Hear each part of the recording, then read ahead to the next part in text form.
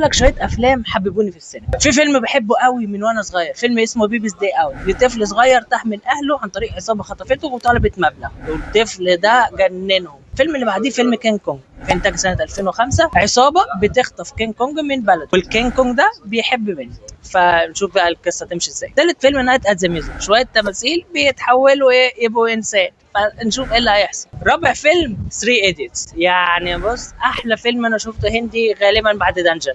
3 ايديتس، ثلاث طلاب في جامعه. الثلاث طلاب اللي في الجامعه دول بنشوف قد ايه التعليم تقليدي، وان هم ازاي بيصوروا ان هم يلغوا الطريقه دي. فيلم وسلسله تراش اور الثلاثه، يعني جاكي شان والميكس الرهيب اللي كان ما بينهم، ومتعه اوفر دوز. كيل بيل بجزئين، ولو انت بتحب افلام الدمويه وكوينتين تارانتينو يبقى الفيلم ده ذوقك. وطبعا مش محتاجه اقول كل اجزاء هاري بوتر، يعني متعه، يعني انا اتكلمت عنه كتير وممكن اتكلم في سنين قدام. بالمناسبه في مسلسل جديد لهاري بوتر من انتاج HBO هينزل السنه. واخيرا اخر فيلم ذا ماسك اللي انا بعشقه، الجيم كاري والمتعه والجمال والدلال. قول لي انت في الكومنتات ايه اكتر فيلم انت بتحبه، او ايه اكتر فيلم حبيبك في السينما.